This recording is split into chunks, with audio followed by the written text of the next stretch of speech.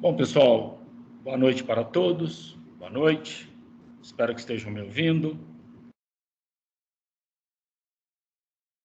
Boa noite para todos. Boa noite. Muito bem. Nós vamos prosseguir com a matéria. Metade da aula eu vou avançar com a matéria e na segunda metade vou liberar o link para a atividade. A matéria de hoje está vinculada a um material que eu mandei para vocês, está lá no Crepúsculo, podem conferir o texto, e envolve uma sequência histórica pertinente ao direito, pertinente aos fundamentos históricos do direito, cujo método principal de controle social foi estabelecido no livro Malleus Maleficarum, esse livro que nós já estudamos.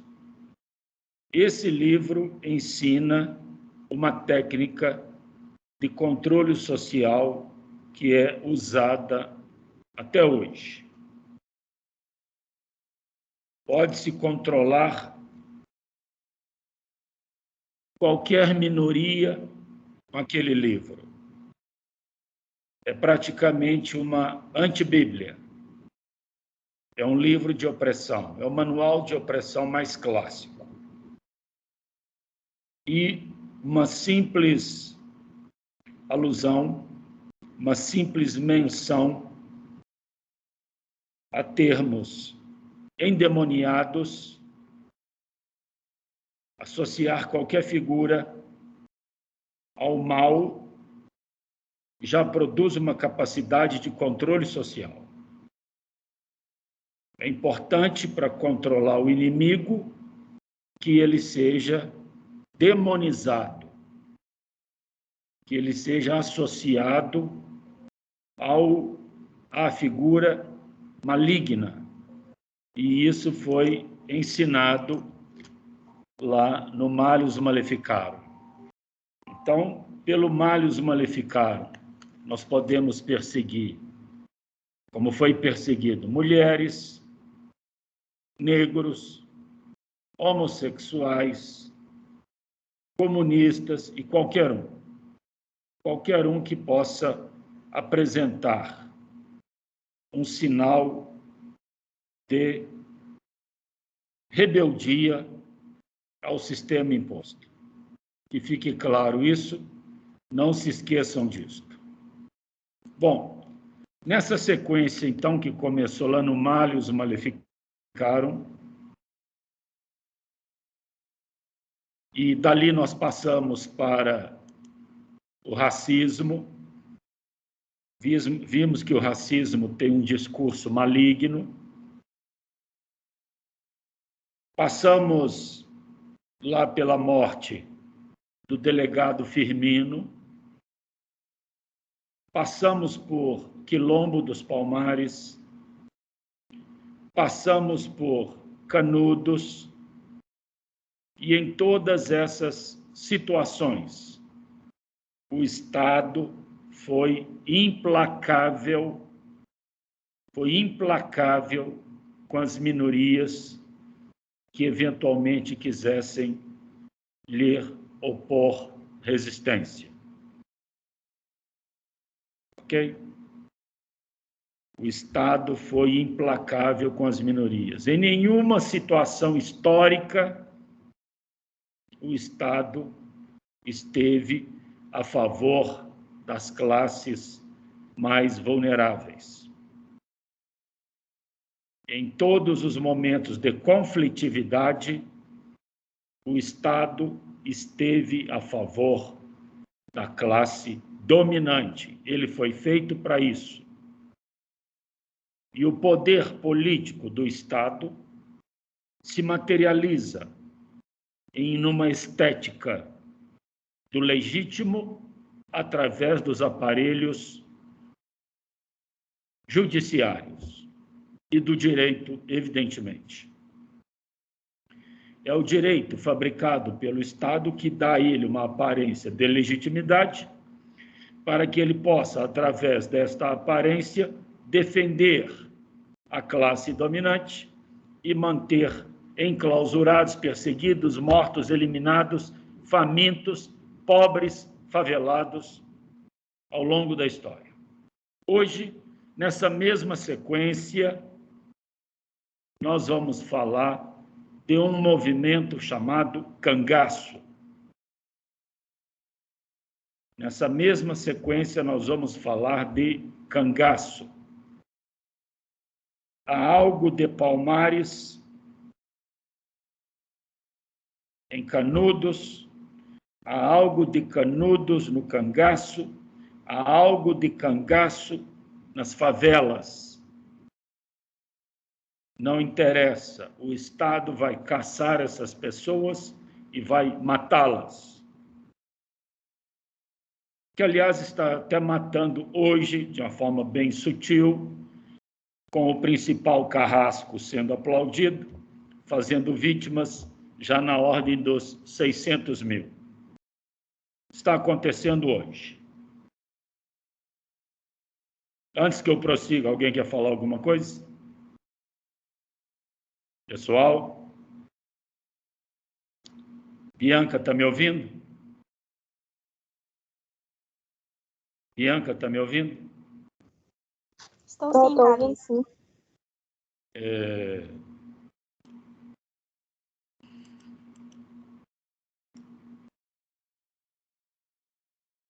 Diego, está me ouvindo? Diego? Estou sim, professor. Boa noite. Boa noite. Gabriela, boa noite. Boa noite, estou sim. Asley? Asley? Está me ouvindo? Asley?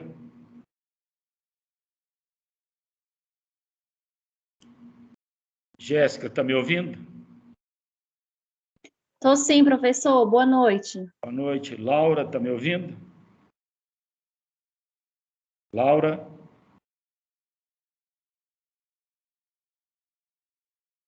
Já levantou a mão ali, já vi. Quer falar alguma coisa?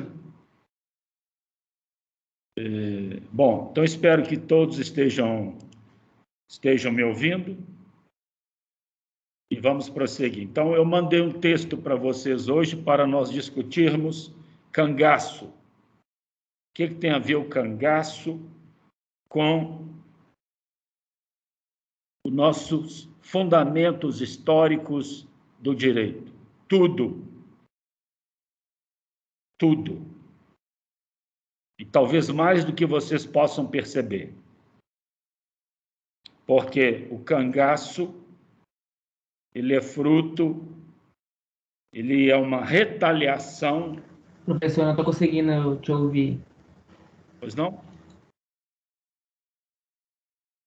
Pois não? Cangaço é fruto de uma retaliação, de uma rebeldia ao coronelismo. Coronelismo. A figura do coronel, que se estabeleceu no Brasil no período regencial, quando Dom Pedro I, que tinha feito a independência, foi para Portugal, ninguém entendeu isso. Se o Brasil era independente, por que ele foi fazer lá em Portugal? Mas ele foi.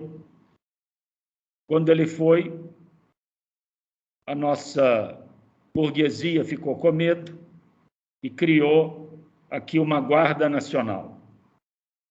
Para proteger quem? Eles. E dentro desta Guarda Nacional, os latifundiários, para se protegerem, recebiam o título de coronel. Recebiam o título de coronel. E a partir do momento que surgiram os coronéis, começou a acontecer no Brasil um fenômeno chamado mandonismo. Mandonismo.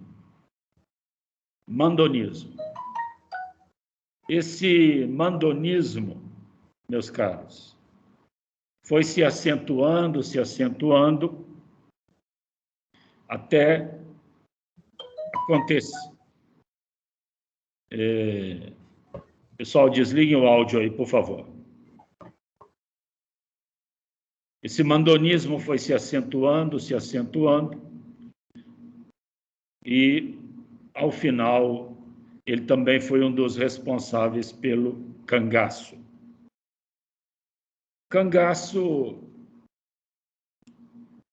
é considerado uma espécie de banditismo social, de bandos,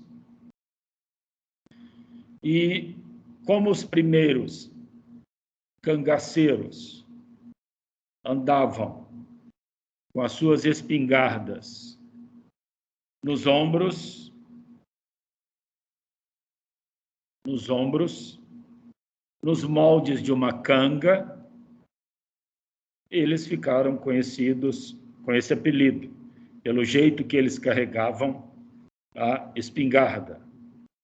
A própria estrutura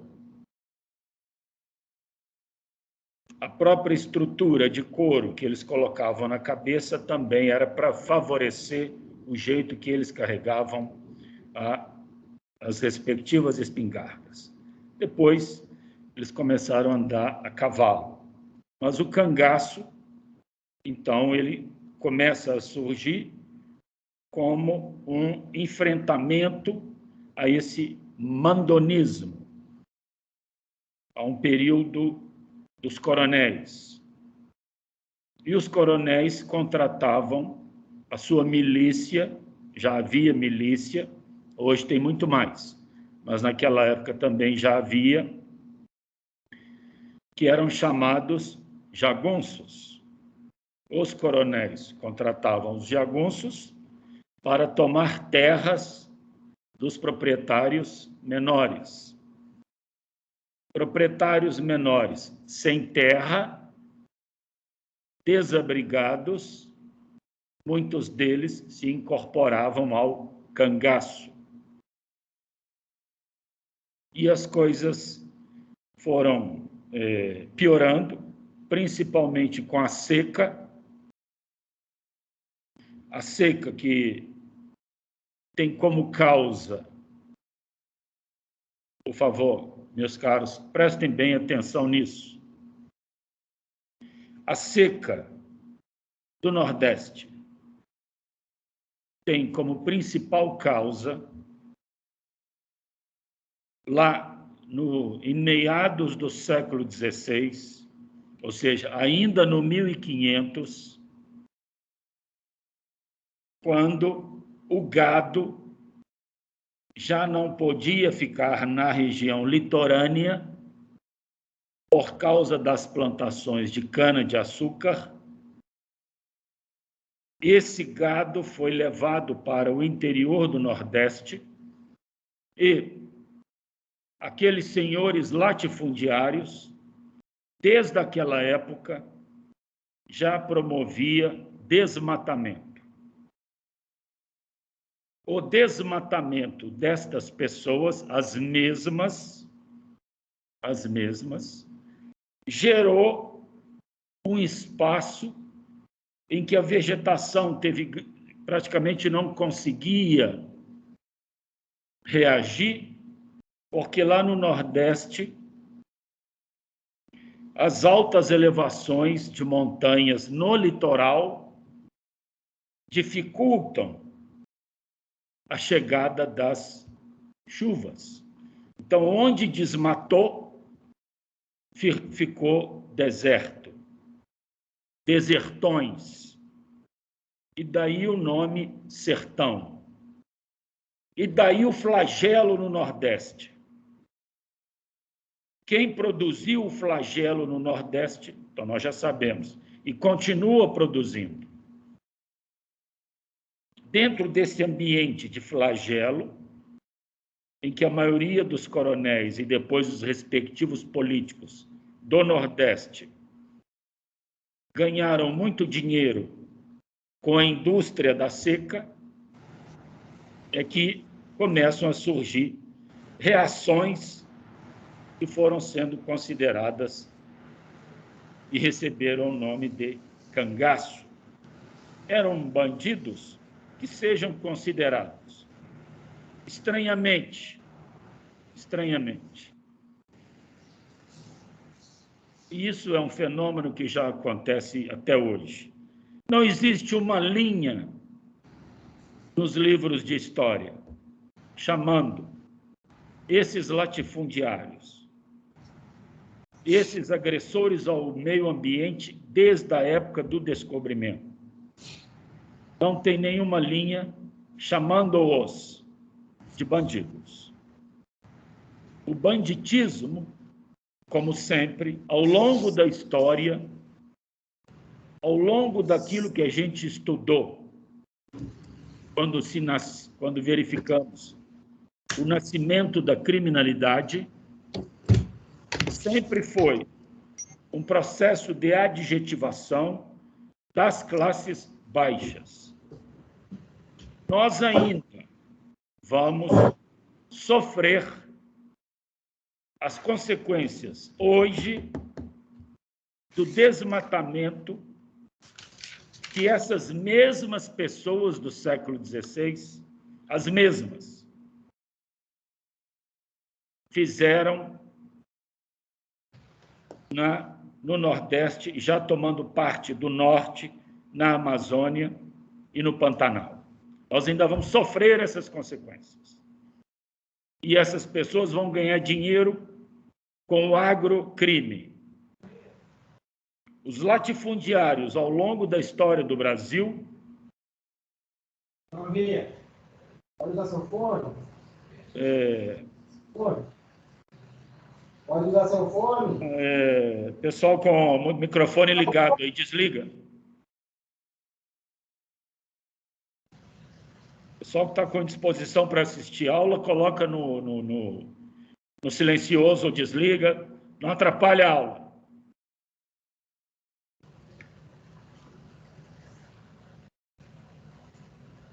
Por favor, mantenha os microfones desligados. Prosseguindo. Então, eu estava dizendo que nós ainda vamos sofrer as consequências dos incêndios que essas pessoas praticaram. Elas ainda virão. Okay? Sob e com total apoio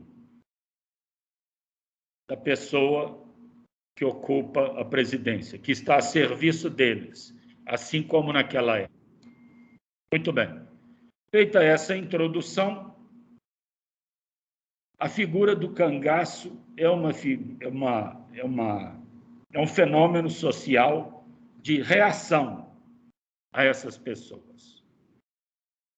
Não que sejam elas um exemplo de candura e de amor ao próximo. De forma alguma, eles são produtos daquele meio ali. Eram violentos? Sim, também eram. O que eu quero registrar, e solicito que vocês também registrem e pesquisem, na hora de responder qualquer coisa das nossas provas, porque isso tem fundamento histórico no direito, que é a nossa matéria, é que não existe nenhuma linha nos livros de história chamando os latifundiários, os grandes senhores de terra, os grandes escravagistas de bandidos. E são eles, registre-se, e até hoje são os maiores violadores de direitos humanos do país. Até hoje. São os maiores violadores de direitos humanos do país, em termos de geração de pobreza, de fome, de crime ao meio ambiente, sonegação de impostos, e negação de pátria em termos de crescimento social. Ok? Então, falaremos de cangaço, mas antes de chamá-los de bandidos ou qualquer coisa, também há que se fazer menção a um banditismo em maior escala, a macrocriminalidade, a agrocriminalidade, que existe até hoje. Antes que eu prossiga, alguém quer falar alguma coisa?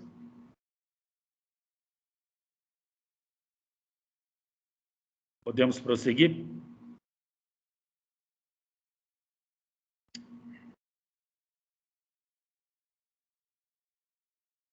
Podemos prosseguir? Alguém responde aí, por favor?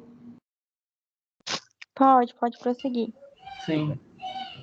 Ora, então, essa palavra coronel, ela surge em 1831 com a criação da Força Nacional, que era a forma que a elite encontrou de se proteger quando o imperador foi embora e deixou o filho dele aqui. Foi o período regencial.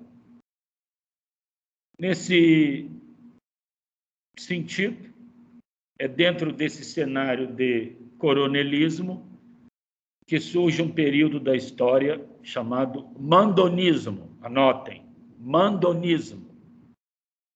Mandar, mandonismo. É o que essas pessoas exerciam. Principalmente, meus caros, principalmente com a queda do imperador, depois, em 1889, e o golpe da República. Isso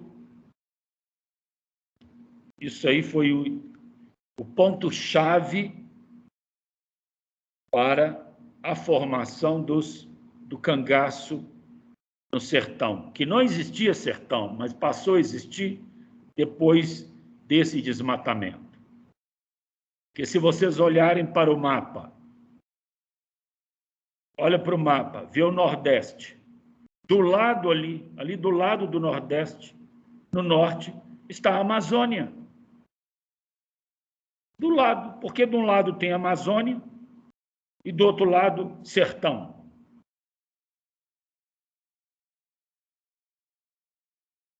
Nesse sentido, o sertão se transforma num lugar, numa terra do mais forte, em que esses tais coronéis, se valendo agora de uma situação de transição,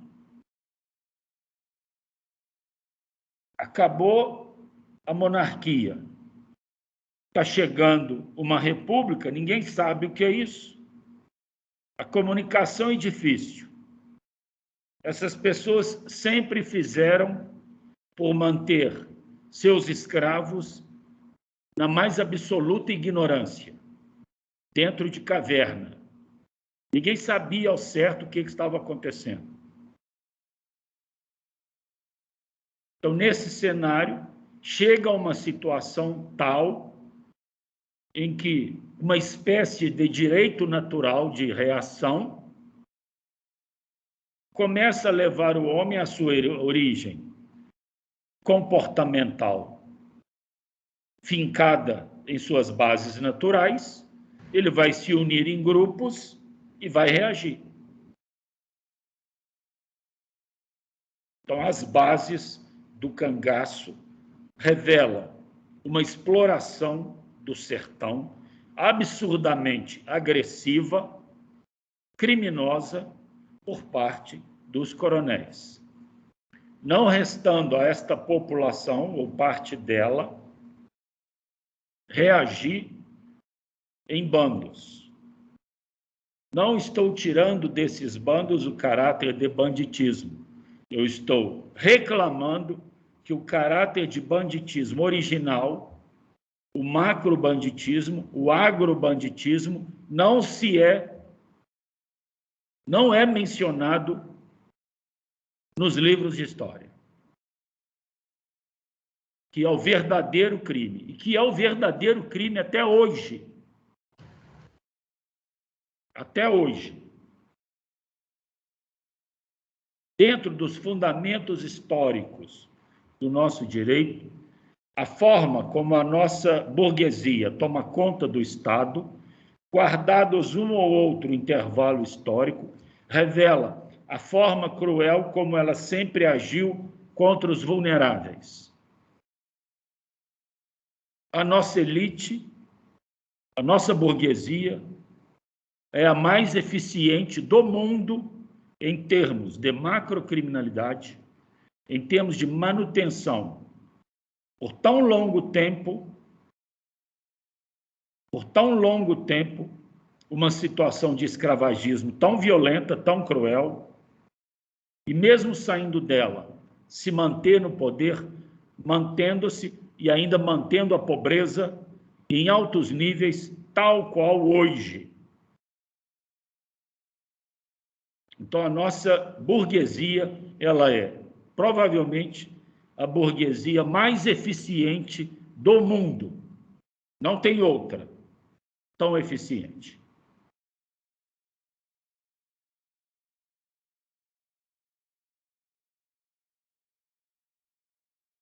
Bom, então o cangaço, ele começa mais ou menos ali em 1870.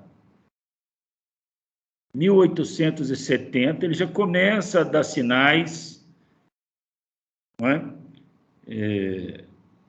Porque a República vem logo depois, em 1889, mas ali em 1870 já havia história de um cangaceiro chamado Jesuíno Brilhante.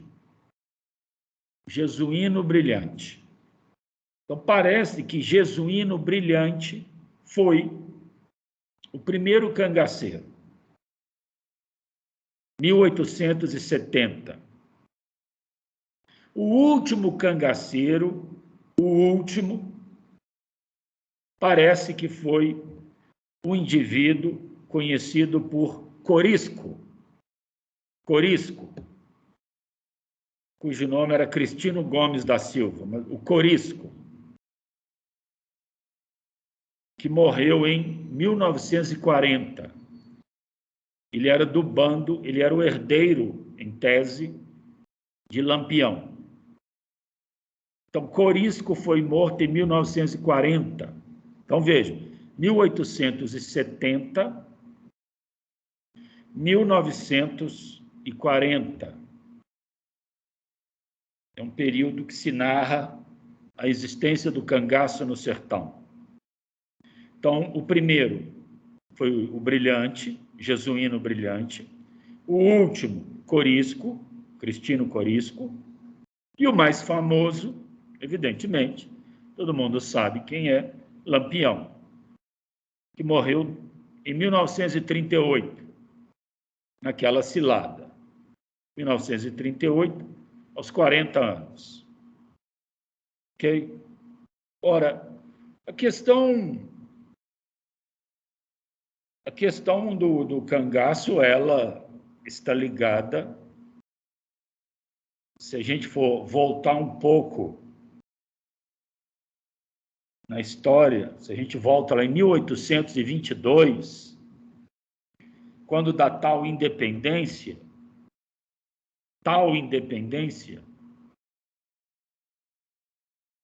quando se imaginava novos ares para o Brasil, uma terra de oportunidades para as pessoas, não, muito pelo contrário. A monarquia fez tão somente por manter os privilégios dessa classe burguesa. Foi isso que a monarquia fez, manteve os privilégios. Tanto é verdade que, quando a monarquia não mais serviu, vejam vocês, a monarquia não mais serviu para esses burgueses, foi dado um pontapé na bunda do imperador. Mandou embora. E por que isso aconteceu? Vejam bem,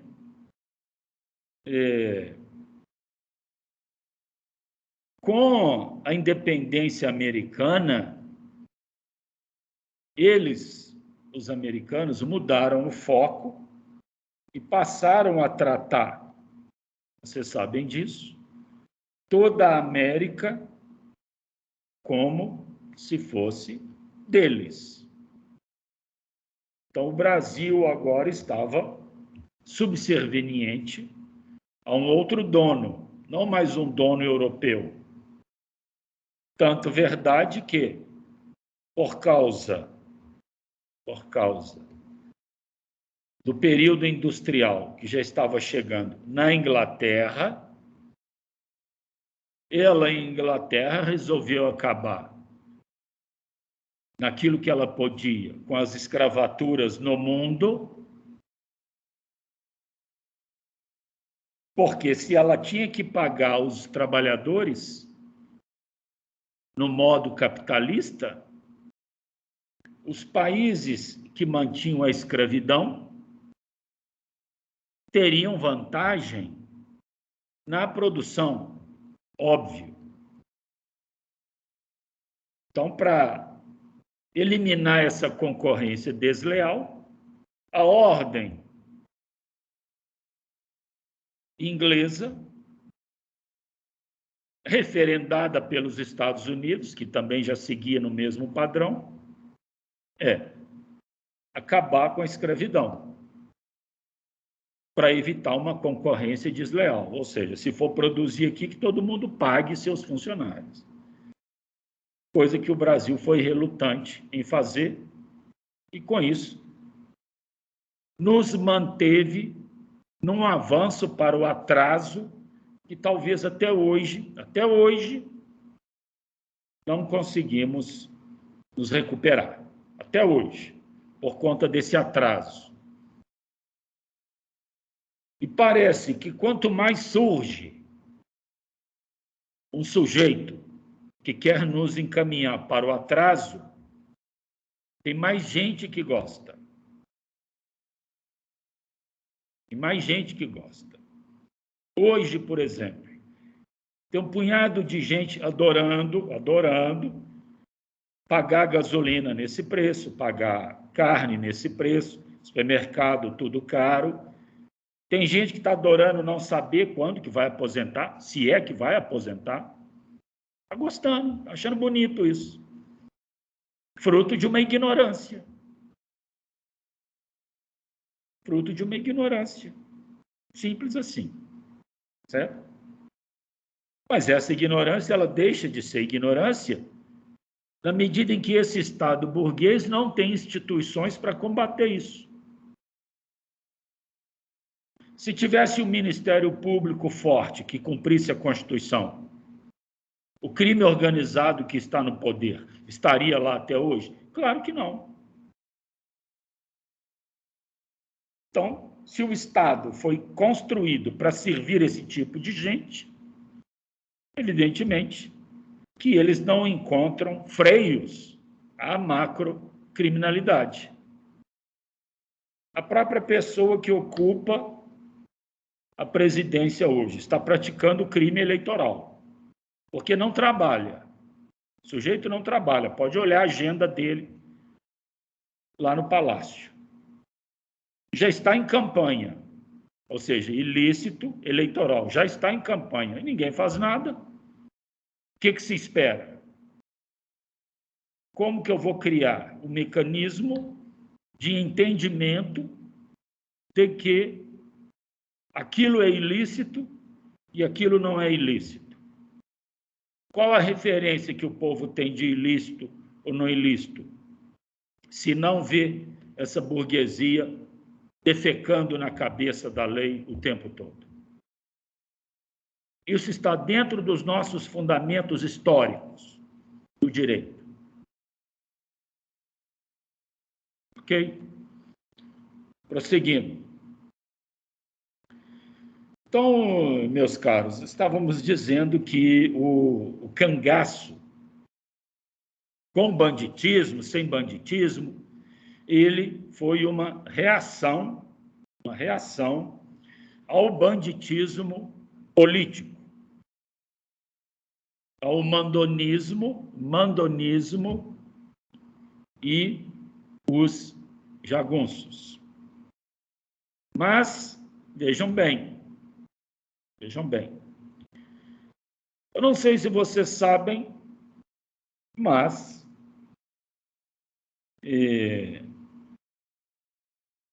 na década de 30, havia um partido comunista no Brasil, em atividade. E um desses líderes era um político chamado Luiz Carlos Prestes. Luiz Carlos Prestes. Tem documentários sobre ele lá no Netflix, tem diversos documentários sobre ele. Luiz Carlos Prestes. Ora, o tal cangaço, que todo mundo chamava de banditismo, ele foi contactado pelo Estado, ou seja, o Estado tentou contratar Lampião e seu bando para eliminar a coluna Prestes, porque esse político andava pelo interior do Brasil contrariando aquela república que estava se instalando. Então vejam que o tal cangaço, o tal banditismo, era assim considerado até dado momento. Tanto que o Estado brasileiro concedeu a Virgulino a patente de capitão, deu a ele farda, deu a ele armamento para ele eliminar a coluna Prestes. Agora veja quem é o bandido nessa história. Ocorre que Virgulino Lampião, em sendo chamado de capitão, não foi em outras plagas reconhecido como capitão, alguns até debochavam dele, então ele considerou aquele acordo rompido. Ele não seguiu adiante. Claro, já tinha pego as armas e as fardas. Então, meus caros, o banditismo é mais ou menos algo que não se alinha àquilo que o Estado quer. Toma-se hoje como exemplo os casos de delação premiada. Delação premiada, do delator. Ora, quer algo mais imoral do que isso? Vocês acham que o delator sobrevive em tráfico de droga? Não. O delator, ele sobrevive na macrocriminalidade. Ou seja, até nisto, a burguesia que comanda a construção das leis pensou. Então, ela é tão mau caráter que colocou dentro da lei do crime organizado a possibilidade de delação. Delação para quem? Para ela mesma. Para que ela, delatando os outros, ainda que fosse mentira, veja o dono da empreiteira das empreiteiras lá na Lava Jato, veja Palotti, pessoas que mentiram descaradamente em prol de uma delação foram beneficiados. Então, até isso eles colocam para eles, porque delação no tráfico de droga, pode esquecer. O cara não sobrevive. Pode ir onde ele estiver. Ele pode estar em qualquer cadeia, em qualquer presídio. Ele vai ser morto. Então, delação premiada é um mau caratismo construído com bases legítimas para a elite. A mesma elite que estava, na época, fazendo o banditismo político que gerou o cangaço.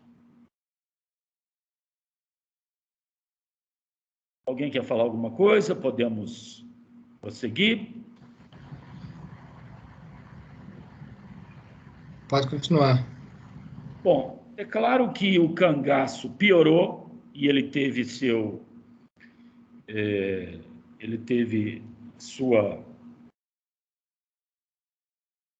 ápice lá em 1910, 1930, por ali, teve o ápice, seu apogeu, na medida em que as secas aumentavam.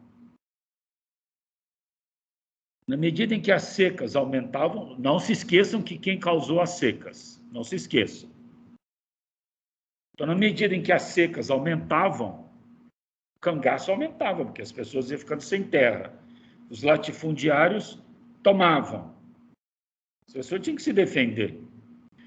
Quando havia um período de chuva, o cangaço diminuía, porque as pessoas tentavam se estabilizar. Mas, normalmente, eram curtos períodos. E aí o cangaço retornava.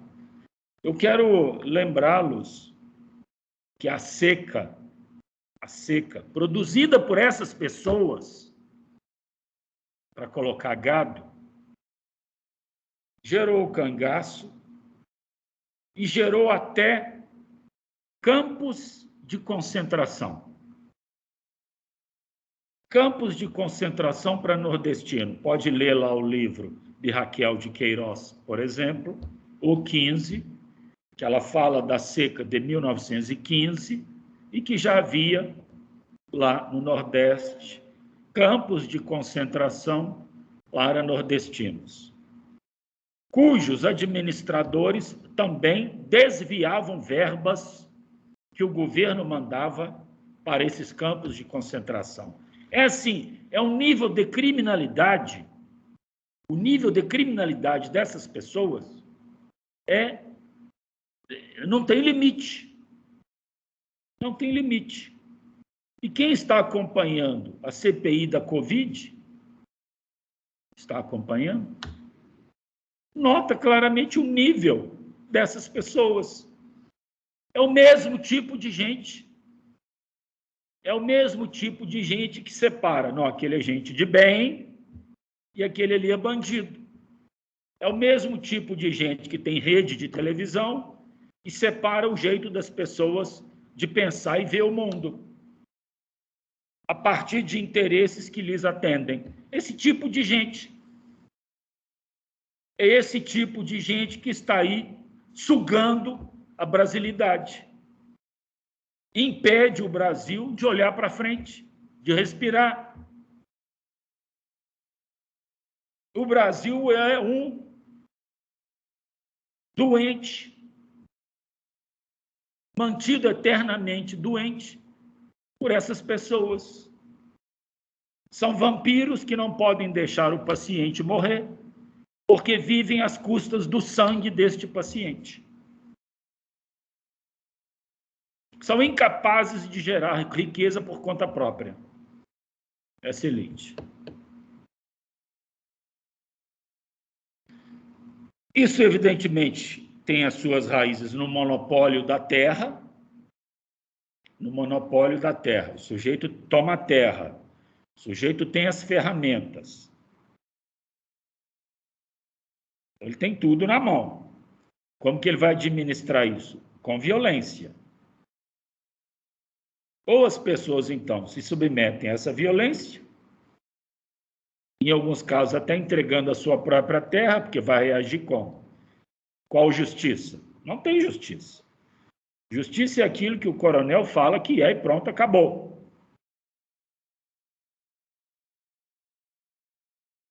Quero ressaltar, meus caros, até hoje essas pessoas estão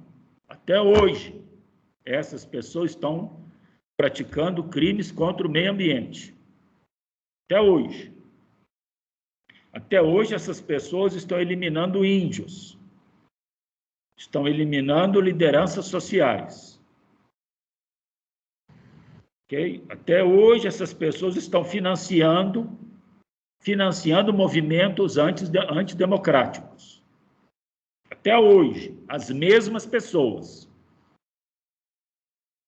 O agronegócio de hoje é o latifundiário que agride o meio ambiente desde a época do descobrimento. Descobrimento não, desde a época da invasão do Brasil, porque aqui já havia comunidades originárias. Isso aqui não foi descoberto, isso aqui foi invadido, tomado, e os verdadeiros donos mortos, e continuam sendo mortos até hoje. Mortos por pessoas de bem. Bom, então, vejam que o problema da seca alimentou o cangaço, conjuntamente com o período do mandonismo dos coronéis, e junta-se isto ao desmatamento para gado que não teve lugar no litoral, porque o litoral estava com a cana-de-açúcar. Então, desmata, depois não tem jeito de crescer. Já disse que a geografia das montanhas lá do litoral impede e dificulta a chegada de chuva, portanto, a tendência é se manter. Cria-se ali uma vegetação fantasmagórica, quase que branca, chamada caatinga, que é assustadoramente, segundo alguns estudos, um tipo de vegetação que só tem no Brasil. Vou até pesquisar isso um pouco mais, mas segundo alguns estudos, é uma vegetação que só tem no Brasil. Certo?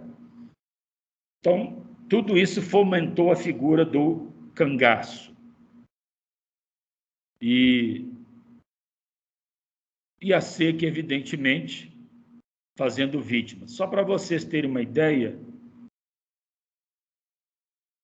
teve a seca de 1900, 1910, 1915, mas a seca de 1877, a seca de 1877 até 1879 matou aproximadamente 300 mil pessoas.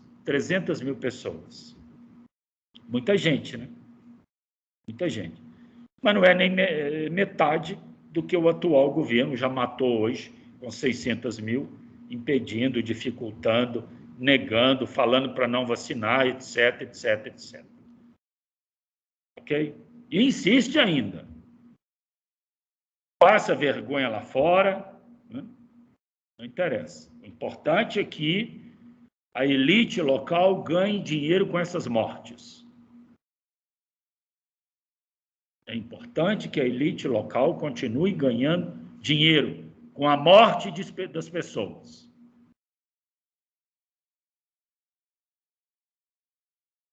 Porque o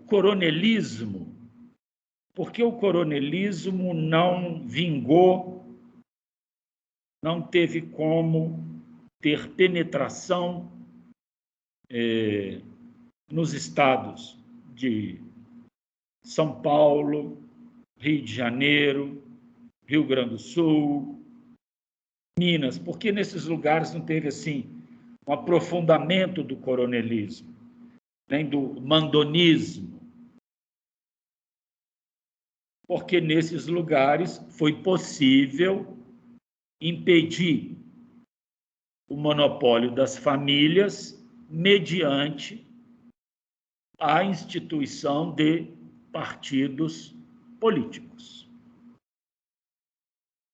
Então, os partidos políticos do Sudeste foram, de alguma certa maneira, freios ao avanço do coronelismo nesta região. Como isso não havia lá no Nordeste, era terra de ninguém, houve esse avanço. A pergunta do cangaço, que eu quero que vocês sempre mantenham, é: quem é o bandido? Quem é o fora da lei? Quem é o bandido? Quem é o fora da lei no cangaço? Essa é a pergunta, e na minha fala, depois que vocês analisarem essa aula que está sendo gravada e vai ser colocada lá, vocês já sabem quem é o bandido, quem é o fora da lei, quem descumpre a lei, quem oprime pessoas, quem mata, quem toma terra, quem rouba, sabemos. E, para finalizar, como as pessoas eram muito ignorantes, certo? Os coronéis impediam qualquer forma de avanço intelectual, como fazem até hoje. Certo? Quem olha a fala do ministro, antigo servidor de Pinochet, o ministro da Economia, Paulo Guedes, quem olha a fala dele encontra ali lastros do coronelismo. Claro, um verdadeiro ódio ao pobre, um verdadeiro ódio aos vulneráveis. Mas qual o discurso que havia na época que eventualmente pudesse ajudar essas pessoas? Qual o único discurso, qual a única referência que elas tinham, já que não sabia de nada o que estava acontecendo fora da caverna? O discurso religioso. Discurso religioso. É por isso que os discursos religiosos eram um fundamento dos grandes levantes da época. Canudos, por exemplo, Padre Cícero no Juazeiro. São casos clássicos. As pessoas se apegam a uma referência. O que elas tinham de acesso? A religião, não tinha livro, não tinha nada. Mas não era uma reação em busca libertária, revolucionária. Não, nada disso. Era uma reação de sobrevivência, pura e simplesmente. É tentar se defender da violência que vinha e, se for necessário, devolver violência. Pronto. Nada mais do que isso. Mas a questão é, estavam dentro de um contexto. Dentro de um contexto.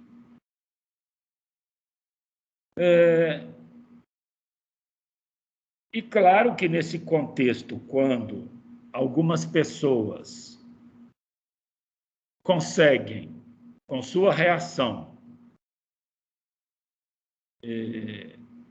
dar a volta por cima,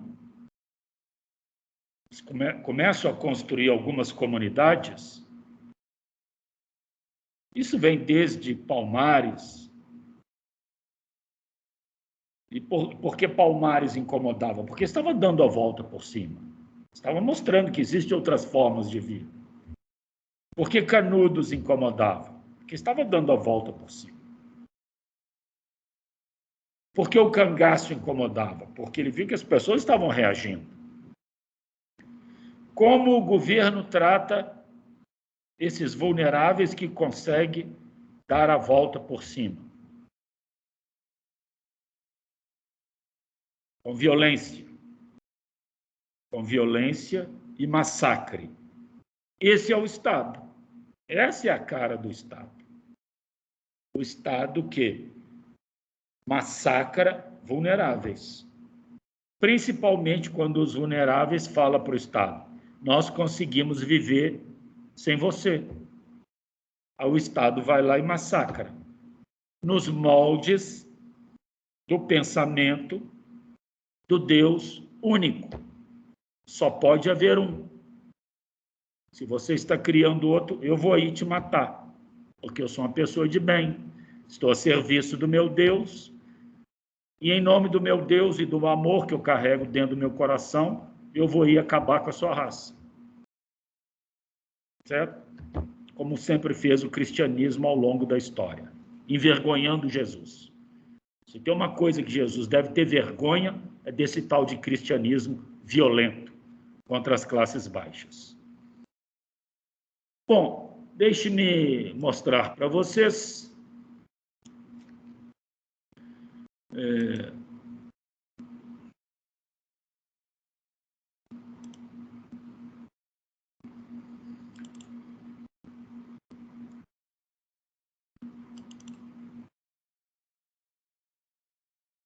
aqui, conforme eu falei para vocês, Canudos, que foi massacrada pelo bondoso Estado, já falamos sobre Canudos, era isso aí, nada mais, nada menos que um bando de miseráveis tentando viver por conta própria.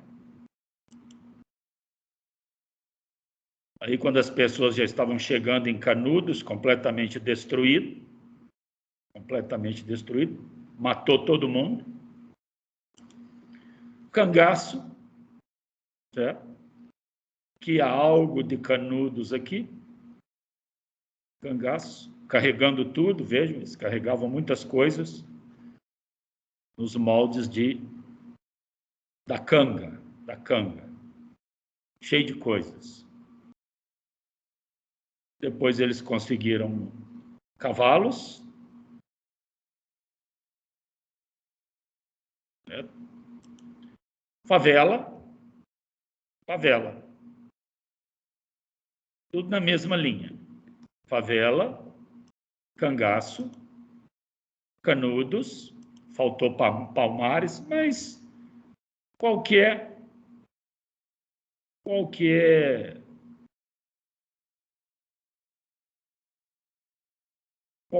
grupo de vulneráveis que estiverem conseguindo alguma Estado, vai ser perseguido e vai ser morto. Qualquer uma, até pela música. Por isso que o funk incomoda. Diante disto, abro espaço para as perguntas. Quem quer fazer alguma pergunta, fique à vontade.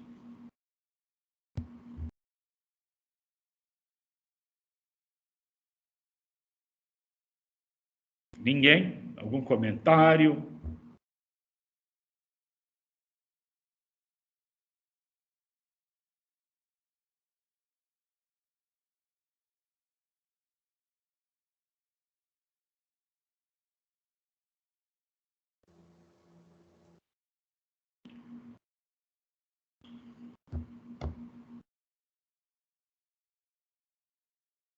Vou esperar alguma pergunta aí, ok? Estou esperando. Senão eu vou fazer. Professor, Pois não. na última aula que nós vimos sobre o Zumbi dos Palmares, ele Sim. foi o único zumbi. Ele foi o único líder ou além dele, ou antes dele teve mais, depois dele teve outros?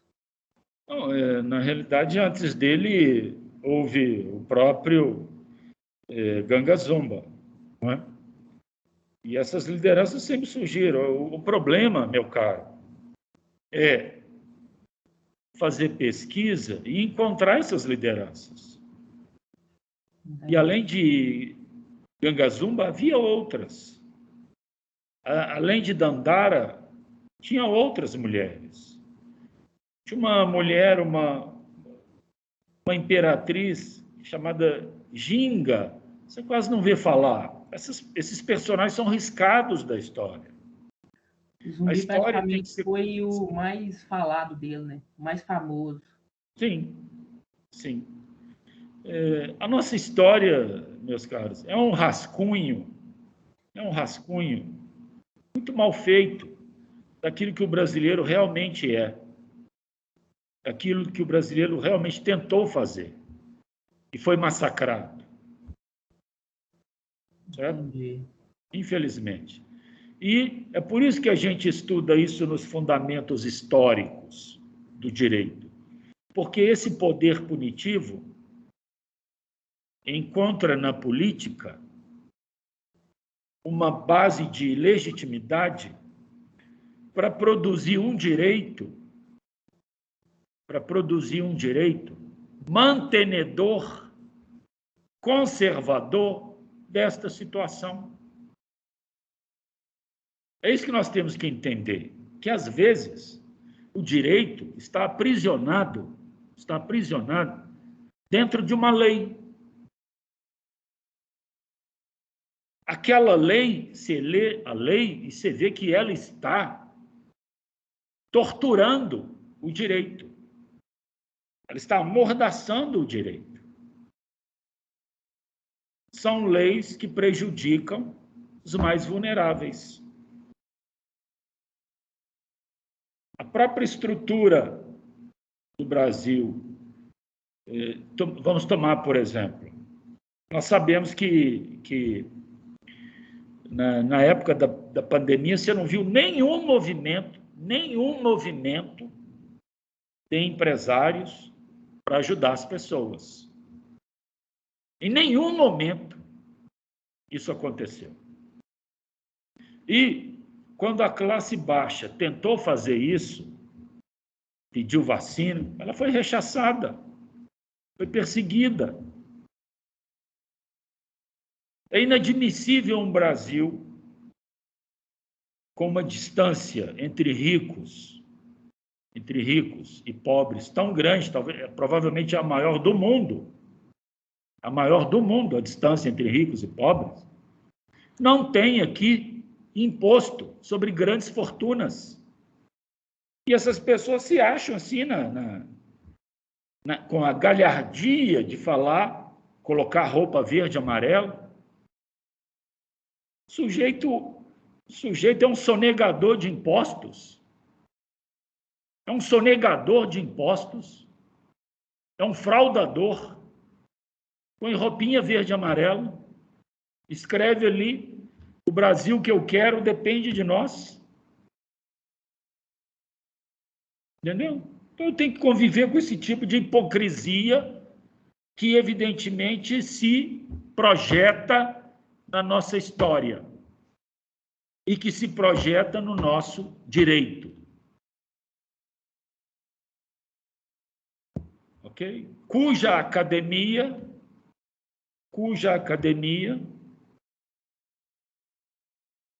também envolve isso. Cada um escolhe a maneira que quer reproduzir seus ideais. Mas como a academia está agindo hoje? Não é? O que o nosso acadêmico quer hoje?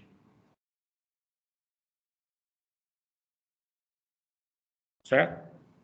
Até que ponto tem dentro da academia um racistazinho disfarçado? Até que ponto dentro da sala de aula tem um homofóbicozinho disfarçado? Que às vezes destrata, menospreza o sujeito que tem preferências sexuais do jeito que ele quiser. dentro da sala de aula, dentro das nossas academias. O sujeito vem estudar direito e guardado dentro dele um racismozinho disfarçado, uma xenofobia disfarçada. O sujeito vem estudar direito e, se depender dele, ele vai em manifestação para fechar o STF. Escolhe o curso, você vai fechar o STF, você está ficando louco. Não que o STF mereça, talvez, a nossa defesa, mas pelo menos eu tenho que ter uma referência. Se eu estou estudando o direito, eu tenho que usar o direito. Como que eu vou ser estudante de direito, advogado ou qualquer coisa, se eu estou numa manifestação para fechar aquilo lá? Se eu estou em manifestações antidemocráticas? Se eu estou em manifestações de um golpista que não é investigado? Um golpista que acabou com a Lava Jato. Cadê essa porcaria dessa Lava Jato? Cadê a porcaria dos moralistas que pipocavam aqui e lá? Cadê esse povo todo? E nós, juristas, temos que tolerar isso? Temos que ficar calados diante disso? Eu tenho que vir para a sala de aula ensinar que o Estado é bom, é uma maravilha? É coisa nenhuma. É um opressor, é um violador de direitos humanos?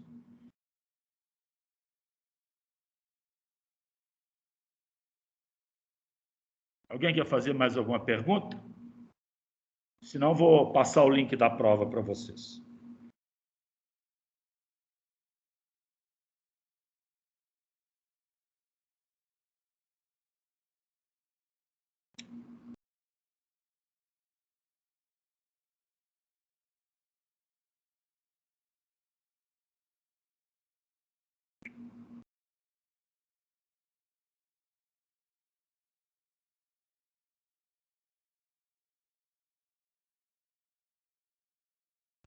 Mandei para vocês no link aí a prova.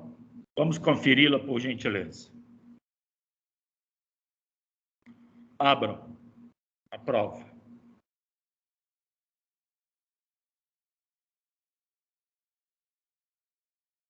Abriram?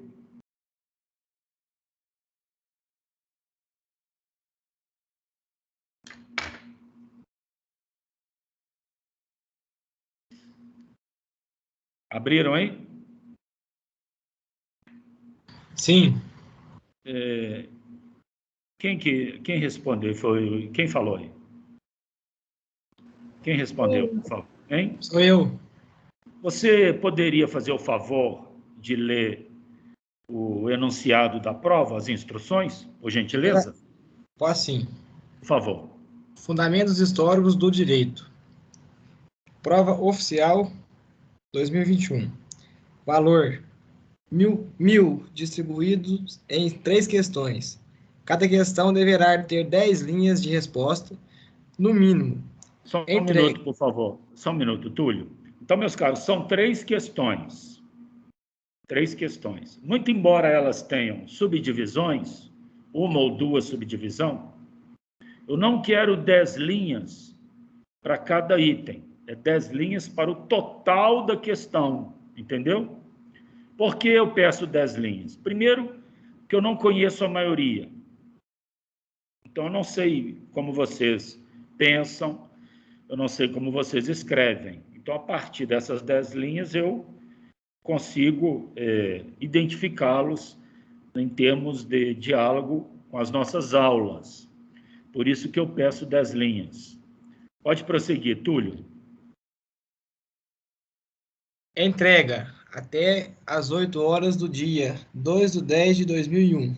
Exatamente. 2021. Então, vocês terão hoje à noite, terão amanhã à noite e vão me entregar depois de amanhã, 8 horas. 8 horas. Então, é um tempo suficiente. Eu quero que vocês confiram as nossas aulas. As perguntas foram feitas com base nas nossas aulas. Então, as respostas devem ter fundamento nas nossas aulas. Eu quero saber se vocês estão acompanhando as aulas. Se fugirem das aulas, terão dificuldade nas questões. Ok? Então, o fundamento, o diálogo, é com as nossas aulas. Não que eu queira que vocês repitam as minhas palavras, de forma alguma. O que eu quero é que minhas palavras sejam uma referência para vocês, ainda que vocês discordem. Mas se forem discordar, deverão apresentar fundamentos históricos, conforme eu já falei em sala de aula aqui. Não quero achismo. Túlio, continue, por favor.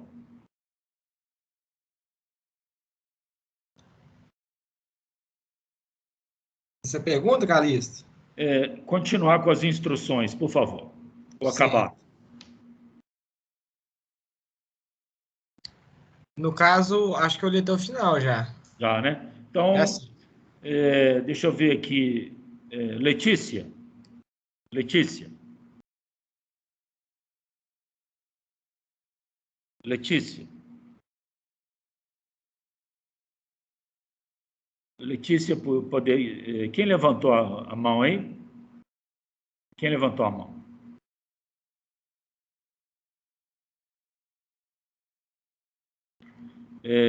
Jéssica, está me ouvindo?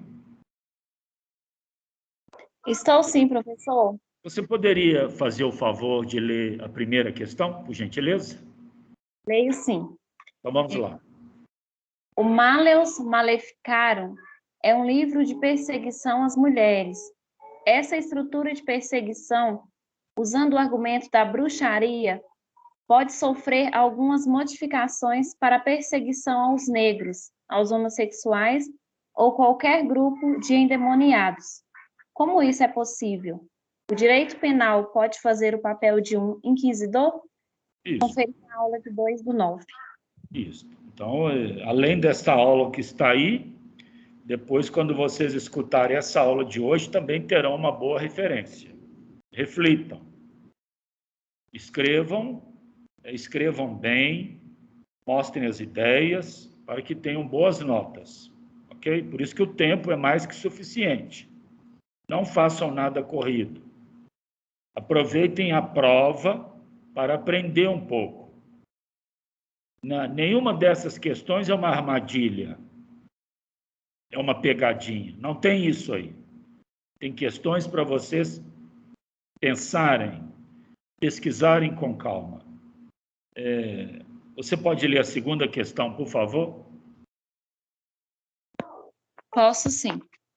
A escravidão está ligada à propriedade privada. Foram os latifundiários em defesa de seus escravos que mataram o delegado Firmino. Esse episódio de linchamento interferiu na elaboração da lei Abolição da Escravatura? A lei Racismo tem contribuído para integralizar e harmonizar os afrodescendentes na sociedade brasileira? Sim. Então, aí também eu coloquei qual é a aula. Conferir as aulas 9 e 16, as aulas do dia 9 e 16/9 de 2020. E um pouco da de hoje também. Eu acho que a aula de hoje ela é fundamental para essa prova, ok? Foi uma aula que eu falei até da viagem de Dom Pedro II aos Estados Unidos, que ele foi lá oferecer terra, não é? Foi nessa aula. De lá vieram pessoas ligadas a Ku Klux Klan, foram morar em São Paulo, ok? Foi uma aula que eu falei que Dom Pedro sofreu um atentado, o sujeito tentou dar um tiro nele, foi essa aula, certo? Finalmente, a terceira questão. Pode ler, por favor. Conforme a aula de hoje, 30/9, o que pode ser considerado em comum? Semelhanças entre Canudos, Cangaço e favelas. Desde a proclamação da República, o Estado tem editado leis e criado instituições para diminuir as desigualdades sociais e erradicar a pobreza no país? Exato. Em relação a essas 3 questões, em relação à prova como um todo, alguém tem alguma dúvida? Não, não. Bom, se ninguém tem nenhuma dúvida, vocês podem, então, se dedicar à prova com calma, o prazo é mais que suficiente. Por favor, leiam as questões, respondam com fundamentos, para que vocês fechem essa prova. Eu quero que a turma tenha sucesso nessa prova, mas depende um pouco de concentração e de esforço. Combinado?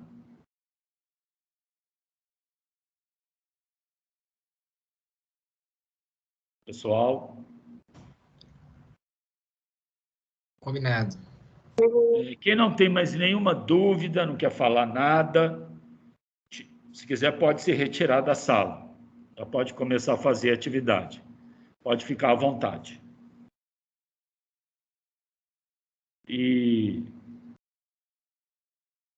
Então, desejo a todos uma boa noite. E se alguém quiser falar comigo, estou à disposição.